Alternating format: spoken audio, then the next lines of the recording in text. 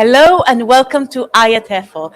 I'm very excited to have with me Ben Naismith. Ben, welcome to IATEFL. Thank you very much. So tell us a few things about you. Sure.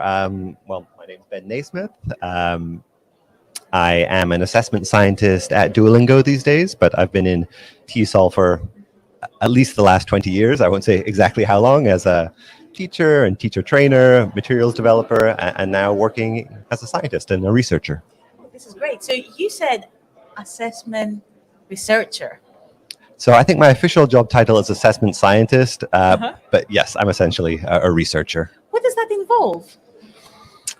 So I work for the English test, and so assessment research involves showing that our test is valid and trying to optimize the test in different ways. So looking at the ways our tasks work, how our tests align to other tests, and what we can do to improve it moving forward. And how do you think testing has changed, especially comparing the pre-COVID and post-COVID eras?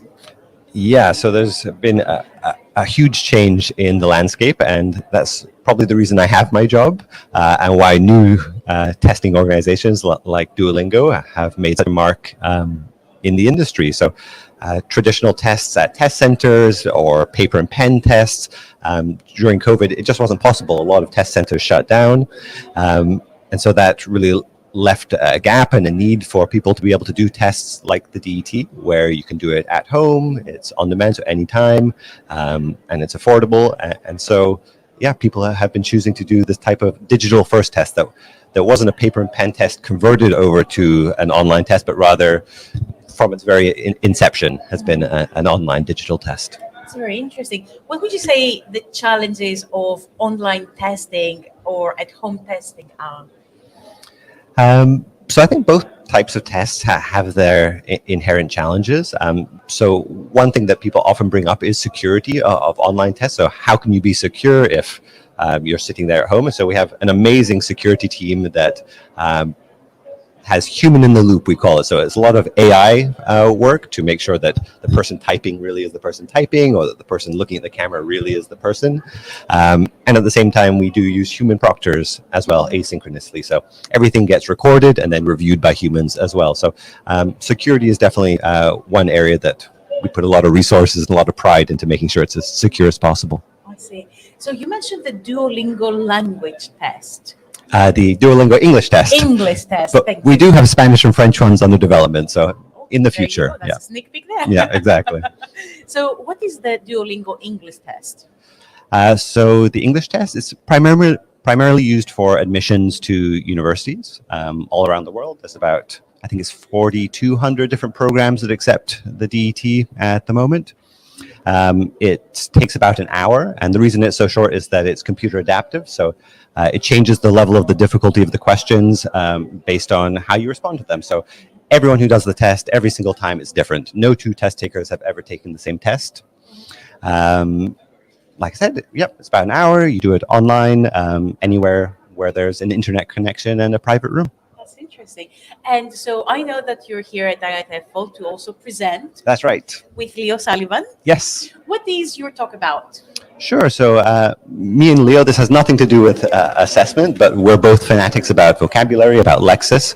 And so we partnered together to write a book chapter for an upcoming volume about teachers' self-efficacy beliefs. So how confident teachers feel in different aspects of their teaching and their language awareness. And so since we're both vocabulary geeks, ours is about how teachers feel about how confident they are in different aspects of what they know about vocabulary, about meaning and form and use, and also about different teaching techniques. And so we did a big worldwide survey, collected all that data, analyzed it, and now we're doing a workshop so that we can see what the teachers at IATEFL feel about their own vocabulary beliefs. I see. Well, that's very interesting, because when it comes to vocabulary, I think that students can learn it very easily, but they also forget it very easily.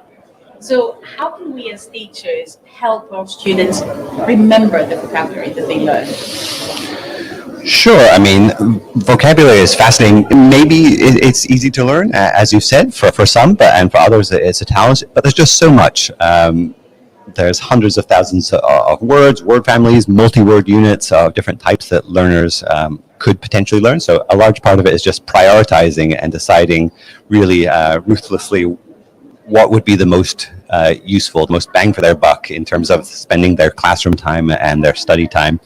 And then after that, there's all kinds of interesting research about spaced repetition and memory retention and how often things need to be recycled and encountered in different forms and different modalities. So it's not enough just to see it once and then leave it.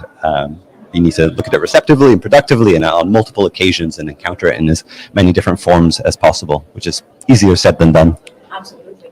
Now, I also find that some of us teachers usually look at vocabulary as vocabulary lists, and then we go in the classroom with vocabulary lists that we try to teach from.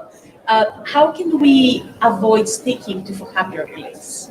Sure. I mean, the reason lists are so popular and have endured so long is that it's really pragmatic. You know, you have this concrete list, you work through it. So I see the appeal, but it's also important to recognize that there are shortcomings to lists as well. Partly it depends which list you're using. So how was it compiled? Is it really the most useful vocabulary?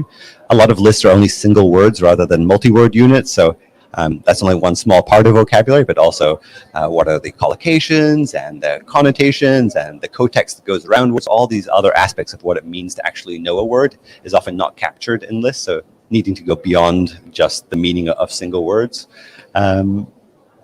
Yeah, and supplementing lists with things that are more local and personal and based on student needs rather than prescribed by the frequencies of a large corpus, which is often where lists come from. It's very interesting. And do you think that is very easy or difficult for the students to learn vocabulary at home or to self-study vocabulary? I mean, there's unlimited sources of input, so I don't think it's a matter of exposure is the issue, but again, there's just the quantity. So how are you learning it? How are you trying to remember it? How are you putting it into practice? All of these aspects are much more challenging, but just being exposed to vocabulary for most people in this day and age isn't the issue. No, that's true. That's true. We do live in a period of time where there's so many resources out there. Yeah.